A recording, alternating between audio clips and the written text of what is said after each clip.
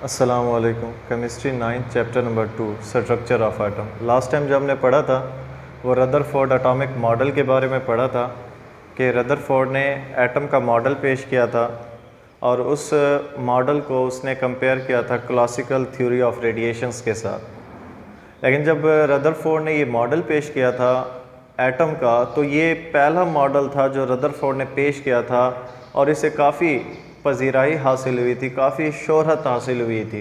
लेकिन उसके अपने मॉडल में चंद नकायस थे जिनकी वजह से रदरफोर्ड के मॉडल को रिजेक्ट किया गया कुछ अरसे बाद। तो जो डिफ़ेक्ट देखे गए रदरफोर्ड के मॉडल में, उनमें सबसे पहला जो डिफ़ेक्ट था, पहला जो नुक्स था जिसकी बुनियाद पर रदरफोर्ड के मॉडल को रिजेक्ट किया गया, वो पहला नुक्स था कि रदरफोर्ड ने कहा था कि एटम के अंदर जो इलेक्ट्रॉन हैं, इलेक्ट्रॉन गोल रास्तों में गर्दिश करते हैं। जब हम बात करते हैं एटम की, तो एटम का जो सेंटर है वो न्यूक्लियस कहलाता है जिस पर पॉजिटिव चार्ज होता है। फिर रदरफोर्ड ने कहा था इसी न्यूक्लियस के इर्द गिर्द इलेक्ट्रॉन गोल रास्तों में गर्दिश करते हैं। अगर बात करते हैं रदरफोर्ड के मुताबिक, रदरफोर्ड ने एटम के मॉडल को कंपेयर किया था क्लासिकल थ्योरी ऑफ रेडिएशन यानी कि प्लैनेटरी सिस्टम के साथ, कि एटम का जो मॉडल है, एटम की जो स्ट्रक्चर है वो प्लैनेटरी सिस्टम, सोलर सिस्टम्स के साथ मैच करती है। सोलर सिस्टम में जिस तरह सेंटर सन होता है और उसके इर्द गिर्द जो सर्कुलर पाथ होते हैं, उस सर्कुलर पाथ में प्लैनेट रिवॉल्व करते हैं, बिल्कुल उसी तरीके से रदरफोर्ड ने कहा कि एटम का जो सेंटर है वो न्यूक्लियस है और इसी न्यूक्लियस के इर्द गिर्द गोल रास्ते हैं, उन गोल रास्तों में इलेक्ट्रॉन गर्दिश करता है। लेकिन रदरफोर्ड ने यह कहा कि जब इलेक्ट्रॉन इन गोल रास्तों में गर्दिश करते हैं, तो गोल रास्तों में गर्दिश करने के दौरान ये इलेक्ट्रॉन एनर्जी रिलीज करते हैं, इमिट करते हैं। जब ये इलेक्ट्रॉन एनर्जी खारिज करते हैं, तो जैसे जैसे इलेक्ट्रॉन एनर्जी खारिज करेगा अपने गर्दिश के दौरान, इलेक्ट्रॉन इस रास्ते में मुसलसल गर्दिश करता रहेगा और उसी गर्दिश करने के दौरान वो एनर्जी खारिज करता है। जब वो इलेक्ट्रॉन एनर्जी खारिज करता है तो एनर्जी खारिज करते करते आखिरकार वो जाकर गिरेगा न्यूक्लियस के अंदर, और जब इलेक्ट्रॉन न्यूक्लियस के साथ टकराएगा तो पूरा का पूरा जो एटम है वो डिस्ट्रॉय हो जाएगा, तबाह हो जाएगा। ये कहा था रदरफोर्ड ने। तो रदरफोर्ड ने कहा इलेक्ट्रॉन गर्दिश करते हुए एनर्जी खारिज करते हैं और उसी एनर्जी खारिज होने की वजह से इलेक्ट्रॉन न्यूक्लियस के करीब आने लगते हैं और आखिरकार न्यूक्लियस में जाकर गिर जाते हैं। और जैसे ही इलेक्ट्रॉन न्यूक्लियस में जाकर गिरते हैं तो एटम पूरा तबाह हो जाता है, पर एक्चुअली एटम कभी तबाह होता नहीं है। ये पहला डिफेक्ट था। रदरफोर्ड के मुताबिक एटम को डिस्ट्रॉय हो जाना चाहिए, तबाह हो जाना चाहिए, पर हकीकत में एटम तबाह नहीं होता। एटम एक क़याम पजीर स्टेबल ज़रा है। ये पहला डिफेक्ट था जो रदरफोर्ड के एटॉमिक मॉडल में देखा गया। अगेन दोहरा देता हूँ कि रदरफोर्ड के मुताबिक एटम का सेंटर न्यूक्लियस होता है और उसी न्यूक्लियस के इर्द गिर्द गोल रास्ते हैं जिनमें इलेक्ट्रॉन गर्दिश करते हैं। इलेक्ट्रॉन मुसलसल गर्दिश करते हुए मुसलसल एनर्जी खारिज करते हैं। जब वो मुसलसल एनर्जी खारिज करते हैं तो आखिरकार वो न्यूक्लियस में जाकर गिरते हैं और पूरा एटम तबाह हो जाता है, पर हकीकत में एटम तबाह नहीं होता। ये पहला डिफेक्ट जो रदरफोर्ड के मॉडल में देखा गया।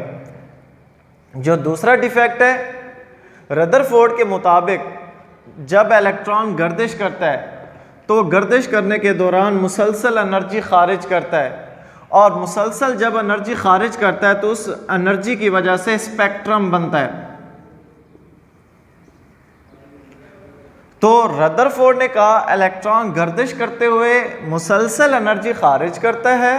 जब वो मुसलसल एनर्जी खारिज करता है तो उस खारिज होने वाली एनर्जी से स्पेक्ट्रम बनता है, और ऐसे स्पेक्ट्रम को कॉन्टिन्यूअस यानी कि मुसलसल बनने वाला स्पेक्ट्रम कहते हैं। अब सवाल ये पैदा होता है कि स्पेक्ट्रम होती क्या है।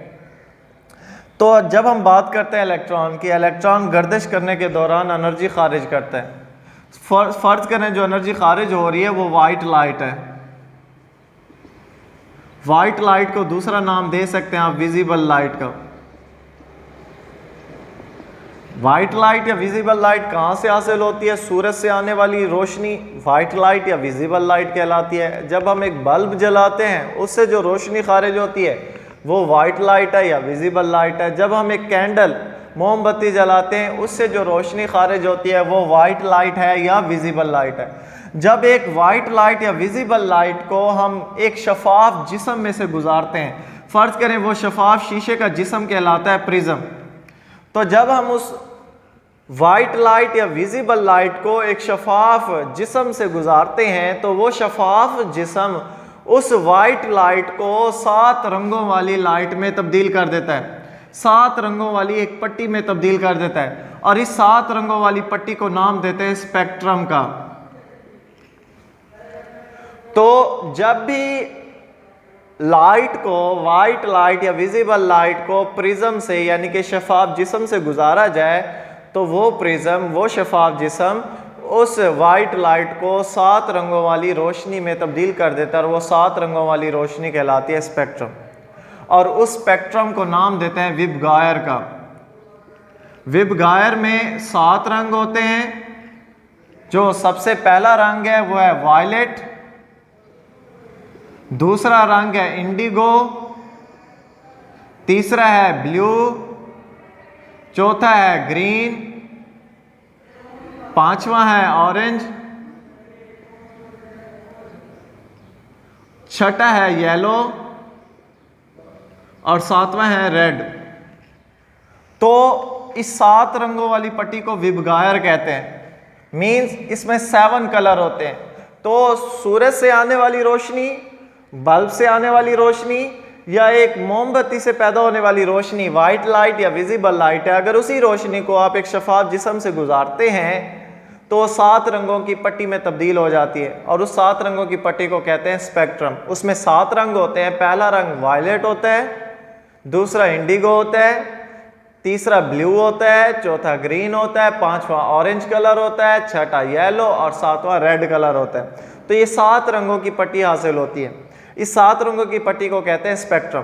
तो रदरफोर्ड ने कहा था जब एटम के अंदर इलेक्ट्रॉन मुसलसल गर्दिश करता है तो वो मुसलसल एनर्जी खारिज करता है, मुसलसल रेज पैदा करता है और वो रेज जब किसी शफाफ जिस्म से गुजारी जाए तो 7 रंगों की पट्टी बनाती है और ऐसी पट्टी को स्पेक्ट्रम कहते हैं। लेकिन यहाँ पर रदरफोर्ड ने उस स्पेक्ट्रम को नाम दिया कॉन्टिन्यूअस स्पेक्ट्रम का।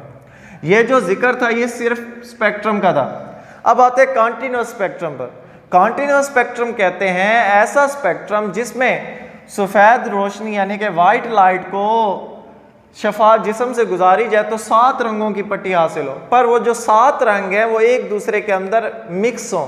उन 7 रंगों के जो किनारे हैं वो एक दूसरे के साथ जुड़े हुए हों, मतलब वो 7 के 7 रंग आपस में इमर्ज हों, मिक्स हुए हों।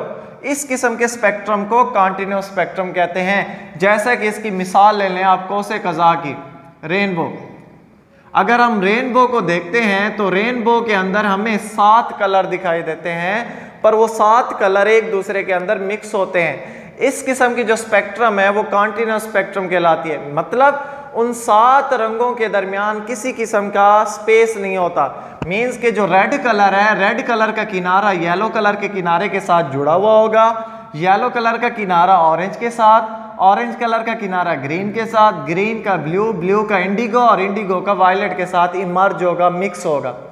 इस किस्म का जो स्पेक्ट्रम कहलाता है वो कॉन्टिन्यूअस स्पेक्ट्रम कहलाता है। तो रदरफोर्ड के मुताबिक जब भी इलेक्ट्रॉन गर्दिश करते हुए एनर्जी खारिज करता है तो उस एनर्जी से कॉन्टिन्यूअस स्पेक्ट्रम बनता है। और कॉन्टिन्यूअस स्पेक्ट्रम 7 रंगों की एक ऐसी पट्टी जिसमें 7 के 7 रंग एक दूसरे के अंदर हल हों, इस किस्म की स्पेक्ट्रम को कॉन्टिन्यूअस स्पेक्ट्रम कहते हैं।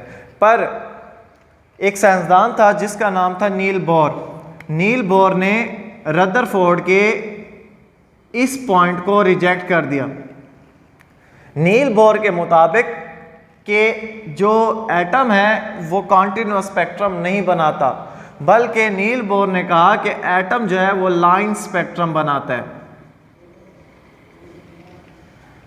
रदरफोर्ड के मुताबिक एटम को कॉन्टिन्यूअस स्पेक्ट्रम बनाना चाहिए, जबकि नील बोर कहता है कि एटम सिर्फ और सिर्फ लाइन स्पेक्ट्रम ही बना सकता है, इसके अलावा वो कोई और स्पेक्ट्रम नहीं बना सकता। तो ये दूसरा डिफेक्ट था जिसकी बुनियाद पर रदरफोर्ड के मॉडल को रिजेक्ट किया गया इस साइंसदान की मदद से जिसका नाम था नील बोर। तो नील बोर ने रदरफोर्ड के मॉडल में दो डिफेक्ट ढूंढे। पहला जो डिफेक्ट था कि इलेक्ट्रॉन मुसलसल गर्दिश करते हुए एटम के न्यूक्लियस में जाकर गिरेंगे और पूरा एटम तबाह हो जाएगा, लेकिन नील बोर कहता है कि एटम कभी तबाह होता ही नहीं है। दूसरा, रदरफोर्ड ने कहा था इलेक्ट्रॉन जब गर्दिश करता है तो गर्दिश करने के दौरान मुसलसल एनर्जी खारिज करता है और उस खारिज होने वाली एनर्जी से मुसलसल स्पेक्ट्रम बनता है जिसे कॉन्टिन्यूस स्पेक्ट्रम कहते हैं। पर नील बोर कहता है कि एटम सिर्फ और सिर्फ लाइन स्पेक्ट्रम ही बनाता है। पहले तो हम पढ़ चुके हैं कॉन्टिन्यूस स्पेक्ट्रम के बारे में कि कॉन्टिन्यूस स्पेक्ट्रम में जो 7 रंगों की पट्टी हासिल होती है वो सातों के 7 रंग एक दूसरे के अंदर हल होते हैं। उसकी हमने मिसाल दी थी रेनबो कौसे कज़ा की कि अगर हम कौसे कज़ा को देखते हैं तो उसमें सातों रंग एक दूसरे के अंदर मिक्स होते हैं और ऐसी स्पेक्ट्रम को कॉन्टिन्यूस स्पेक्ट्रम कहते हैं। अब नील बोर ने कहा है कि एटम जो है वो सिर्फ लाइन स्पेक्ट्रम बनाता है। अगर हम बात करते हैं लाइन स्पेक्ट्रम की तो लाइन स्पेक्ट्रम सेम वही है कि जब भी किसी वाइट लाइट को, ये वाइट लाइट है और वाइट लाइट हमने कहा था इसका दूसरा नाम विजिबल लाइट है और ये हासिल होते हैं सूरज की रोशनी से, बल्ब से या फिर मोमबत्ती के शोले से जो रोशनी पैदा होती है वो वाइट लाइट या विजिबल लाइट है। अगर हम इसी वाइट लाइट को एटम से गुजारते हैं तो जब ये सफ़ेद रोशनी एटम से गुजरती है तो एटम क्या करता है, एटम के अंदर जो मौजूद इलेक्ट्रॉन है, यहाँ पर जो डार्क सर्कल शो किए जा रही है इलेक्ट्रॉन को और यहाँ पर जो एक ब्लू सर्कल शो किया जा रहा है ये एटम का न्यूक्लियस है। तो जब किसी वाइट लाइट को एटम में से गुजारा जाए तो क्या होता है कि वाइट लाइट जब एटम से गुजरती है तो एटम में मौजूद जो इलेक्ट्रॉन है वो इलेक्ट्रॉन इस वाइट लाइट का कुछ हिस्सा अब्जॉर्ब कर लेते हैं, जज्ब कर लेते हैं। तो जब वाइट लाइट का कुछ हिस्सा इलेक्ट्रॉन जज्ब कर लेते हैं तो बाकी जो वाइट लाइट बचती है वो इस एटम में से गुजर जाती है और एक 7 रंगों की पट्टी हासिल होती है और उस 7 रंगों की पट्टी को भी स्पेक्ट्रम कहते हैं क्योंकि उसमें सातों के सातों रंग होते हैं। पर फर्क इतना होता है कि उन सातों रंग के दरमियान स्पेस होता है। उन सातों रंगों के दरमियान एक डार्क एरिया दिखाई देता है, एक स्याह रंग का एरिया दिखाई देता है। मीन्स कि अगर हम बात करते हैं कि ये हमारे पास वायलेट कलर है तो वायलेट कलर के बाद आता है इंडिगो, तो वायलेट कलर और इंडिगो के दरमियान एक स्याह रंग का स्पेस होगा, खला होगा, एक डार्क स्पेस होगा और उस डार्क स्पेस की वजह से ये दोनों रंग एक दूसरे से जुदा जुदा दिखाई देंगे। तो इसी तरीके से जब वाइट लाइट को एटम से गुजारा जाता है तो एटम में मौजूद इलेक्ट्रॉन उस वाइट लाइट का कुछ हिस्सा जज्ब कर लेते हैं और बाकी जो रोशनी बचती है वो इस एटम में से गुजर जाती है और 7 रंगों की पट्टी में तब्दील हो जाती है। पर उन सातों रंग के दरमियान एक स्याह रंग का हिस्सा दिखाई देता है, एक स्याह रंग का इलाका दिखाई देता है। उस स्याह रंग के इलाके की वजह से सातों के सातों रंग एक दूसरे से जुदा दिखाई देते हैं और इस किस्म की जो स्पेक्ट्रम है वो लाइन स्पेक्ट्रम कहलाती है। तो लाइन स्पेक्ट्रम एक ऐसी स्पेक्ट्रम है जिसमें 7 कलर्स एक दूसरे से सेपरेट दिखाई दें, अलग-अलग दिखाई दें, वो लाइन स्पेक्ट्रम है। जबकि कॉन्टिन्यूअस स्पेक्ट्रम एक ऐसी स्पेक्ट्रम है जिसमें 7 के 7 कलर्स एक दूसरे के अंदर मिक्स हुए होते हैं। अगर हम यहाँ पर इस डायग्राम पर गौर करें तो यहाँ पर जितने भी कलर्स होते हैं 7 के 7 कलर्स, वो 7 के 7 कलर्स एक दूसरे के अंदर मिक्स होते हैं। अब ये 7 के 7 कलर एक दूसरे के अंदर मिक्स है तो एक 7 रंगों की पट्टी तो हासिल होती है पर वो सातों रंग एक दूसरे के अंदर मिक्स होते हैं। इस किस्म की जो स्पेक्ट्रम है वो कॉन्टिन्यूस स्पेक्ट्रम है। जबकि नील बोर कहता है कि एटम सिर्फ लाइन स्पेक्ट्रम ही बनाता है। अगर इस डायग्राम पर गौर करें तो इसमें भी 7 कलर है, लेकिन इन 7 कलर में जो 7 के 7 कलर है उनमें स्पेस है और एक डार्क कलर का स्पेस है। अगर ये वायलेट कलर है, ये इंडिगो कलर है, तो वायलेट और इंडिगो के दरमियान एक स्याह रंग का इलाका होगा। उस स्याह रंग के इलाके की वजह से ये जो कलर्स हैं वो एक दूसरे के से सेपरेट दिखाई देते हैं, जुदा जुदा दिखाई देते हैं। अब सवाल ये पैदा होता है कि ये स्याह रंग का इलाका क्यों पैदा हुआ। ये स्याह रंग का इलाका पैदा हुआ उन इलेक्ट्रॉन की वजह से जिन्होंने एनर्जी अब्जॉर्ब की है। जब इलेक्ट्रॉन एनर्जी अब्जॉर्ब कर लेते हैं तो इलेक्ट्रॉन जितनी एनर्जी अब्जॉर्ब करते हैं वही एनर्जी जो अब्जॉर्ब हो रही है वो यहाँ पर डार्क एरिया पैदा कर रही है। मीन्स कि ये जो डार्क एरिया है, यहाँ पर जो स्याह रंग का इलाका दिखाई देता है, ये स्याह रंग का इलाका ये शो करता है कि यहाँ पर एनर्जी अब्जॉर्ब हुई है, एनर्जी जज्ब हुई है, जिसकी वजह से स्पेक्ट्रम जो बना है वो मुसलसल नहीं बना, उसके दरमियान स्पेसेस पैदा हुई। तो ये दो डिफेक्ट थे और ये दोनों डिफेक्ट मालूम किए नील बोर ने रदरफोर्ड के मॉडल के अंदर। तो पहला डिफेक्ट ये था कि रदरफोर्ड के मुताबिक एटम का सेंटर न्यूक्लियस कहलाता है और इसी न्यूक्लियस के अंदर गोल रास्ते हैं जिनमें इलेक्ट्रॉन गर्दिश करते हैं। पर रदरफोर्ड के मुताबिक इलेक्ट्रॉन इन्हीं रास्तों में मुसलसल गर्दिश करता है और मुसलसल एनर्जी खारिज करता है। जैसे जैसे वो एनर्जी खारिज करता जाता है वो न्यूक्लियस के करीब होता जाता है और आखिरकार न्यूक्लियस में गिर जाता है, जिसकी वजह से एटम पूरा का पूरा तबाह हो जाता है। पर नील बोर कहता है कि एटम कभी तबाह होता ही नहीं है। जो दूसरा डिफेक्ट है, रदरफोर्ड ने कहा था इलेक्ट्रॉन गर्दिश करते वक्त मुसलसल एनर्जी खारिज करते हैं और उन खारिज होने वाली एनर्जी से मुसलसल स्पेक्ट्रम बनता है जिसे कॉन्टिन्यूअस स्पेक्ट्रम कहते हैं। पर नील बोर कहता है कि स्पेक्ट्रम कॉन्टिन्यूअस नहीं होता बल्कि लाइन स्पेक्ट्रम ही होता है। मतलब एटम सिर्फ और सिर्फ लाइन स्पेक्ट्रम ही बना सकता है, कॉन्टिन्यूअस स्पेक्ट्रम नहीं बना सकता। फिर हमने जिक्र किया है कॉन्टिन्यूअस स्पेक्ट्रम और लाइन स्पेक्ट्रम की। जब हम बात करते हैं कॉन्टिन्यूअस स्पेक्ट्रम के इलेक्ट्रॉन जो एनर्जी खारिज करते हैं उसे वाइट लाइट या विजिबल लाइट, जब उसी लाइट को एक शफाफ जिस्म से गुजारा जाए तो वो शफाफ जिस्म उस वाइट लाइट को 7 रंगों की पट्टी में तब्दील कर देता है।